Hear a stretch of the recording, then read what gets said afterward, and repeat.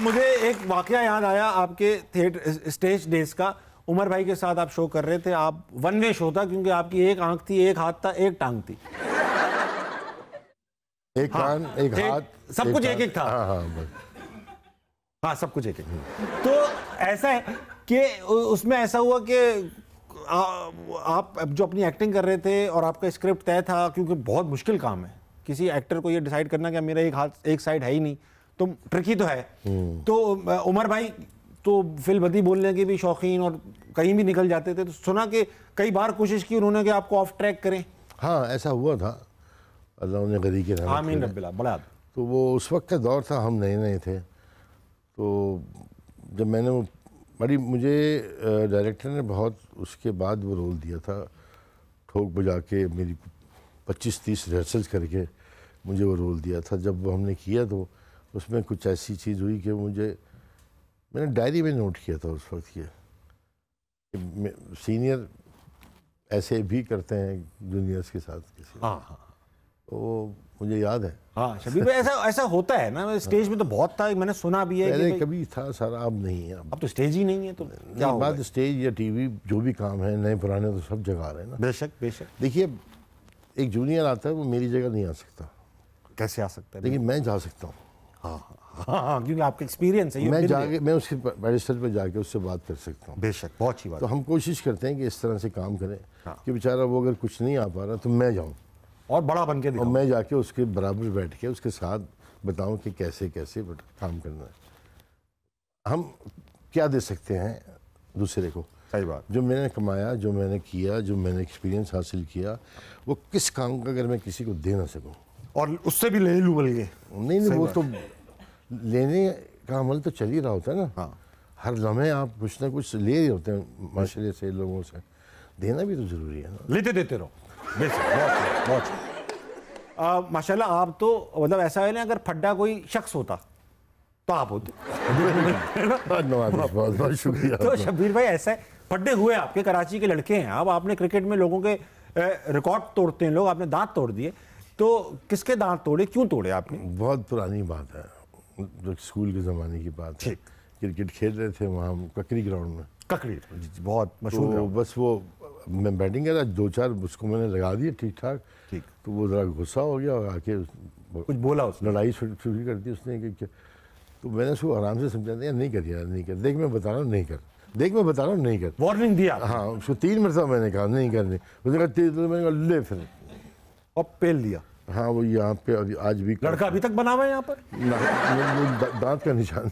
वाकई में दांत लेते, दांत उसका टूटा, खून निकला और मैं आगे और वो पीछे भागना शुरू हो गया। आप भाई, खून निकला, हम तो भागो में लगे। उस जमाने में तो बहुत डेंजर था ये काम। वालिद साहब के पास पहुंचे, पता चला तो उन्होंने भी शुरू, उसको मार दिया मुझे। अच्छा, बदमाश बनोगे, गुंडे बनोगे। वो तो अम्मा का था उस जमाने में। पिट के भी आओ तो चमाट खाना पड़ता था। हाँ बताइए। बाहर से भी पिटे, घर में भी पिटे। अरे अक्सर तो चोट लगने में भी मार देते थे कि चोट लगी क्यों, वहां पे गिरते क्यों रहते हो, इसमें भी मार दिया। बात बेटे होते इसीलिए, पिटने के कुछ नहीं है, चल इधर आओ। हर वक्त बैठा रहता है, मार दिया बस। बंदा उसी वक्त बैठा था आगे। अच्छा, दांत वांत तोड़ा, माशाल्लाह, ये अच्छी बात है, इस तरह की होना चाहिए। बस 32 दांत लिए लोग घूम रहे हैं, क्या फजूल खर्ची है भाई, 31 दांत होने चाहिए। एक आध कोई आधा था, आधा रह गया होगा। अच्छा शबीर भाई, आपने किंग बाबर का भी रोल अदा किया। बाबर आजम की बात नहीं हो रही।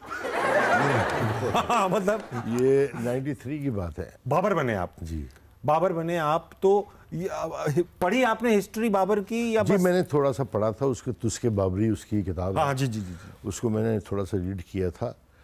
अनफॉर्चुनेटली वो एक हिस्टोरिकल ड्रामा था। जी जी बेशक। वो हमारे लिए हिस्टोरिकल हो गया था। क्यों? जिस तरह के वैक्सीन के कपड़े, बड़े मुश्किल कपड़े, यहाँ तक कि वो चमड़ों के जूते, लोहे का टोपा पहना हुआ है सर पे, घोड़े पर बैठे हुए।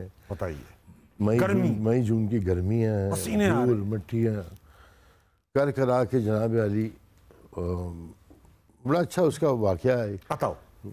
हुआ था कि उन्होंने बुलाया मुझे, मैंने घोड़ा वोड़ा सीखा कि नहीं सीखा? मैंने कहा नहीं जी, घोड़ा तो नहीं आता। घोड़े ने सीख लिया, मैंने नहीं सीखा। हाँ, अब सीखो घोड़ा।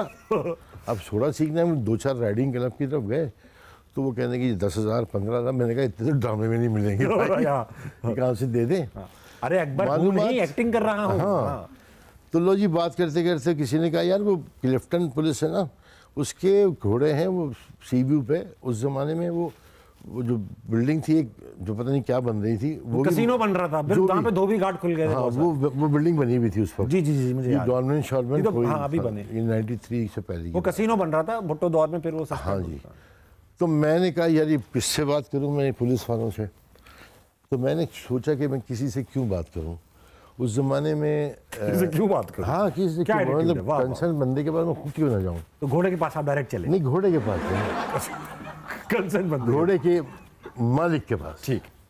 उस वक्त वो वहाँ पे एसएसपी फलक खुर्शीद नाम था उनका। वाह, अल्लाह उन्हें, अल्लाह पाक सलामत, मेरे ख्याल में है सलामत, वो सलामत, तो नहीं है तो अल्लाह उनकी जन्नत में निकाल फरमाए। रिटायर हो गए तो नहीं है, आमीन।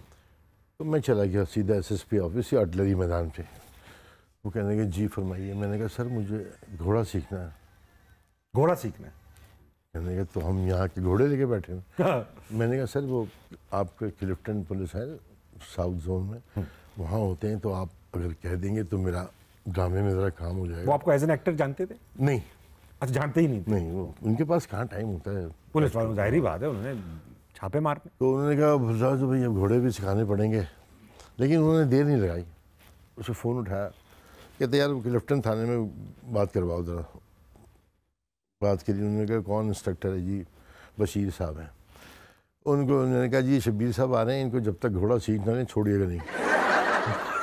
तहत में भेज दिया? कह दिया उन्होंने, चले जी। मैंने कहा सर चाय, मैंने कहा बस सर मैं वहीं जा रहा हूँ। घोड़े के साथ पहुँच गया मैं जी, वो पीछे रेत के ऊपर घोड़े पे। मैं पहले दिन उन्होंने मुझे, वो 6-6 फुट के घोड़े थे पुलिस वालों के, मतलब मेरे बाद घोड़ा शुरू होता था बैठना भी है इसके ऊपर। तो वो उन्होंने मुझे बिठाया और एक राउंड में मुझे कहा कि आपने चलना है, घोड़े को रेजिंग करनी है आपने, ठीक है। वो एक शॉट होता है उसका कि आपके झटके न लगें कमर में। अब मैं कर रहा हूँ, अचानक मुझे नहीं पता चला, मुझे पता ही नहीं चला, और मैं चारों शाने चित नीचे आ गए, नीचे रेत पे ढस। आपने कहा मेरे नीचे से घोड़ा कहाँ गया? हाँ, नीचे से नहीं, मैं ऊपर से। वाह, बहुत अच्छी बात। आप बड़े हैं। मैंने कहा ये मैं अभी तो यूं था, ये आसमान क्या हो गया? तो वो आए इस फ्रेम में, आसमान वाली फ्रेम, पुलिस वाले। बशीर साहब, हाँ जी सीख लिया? सीखना है।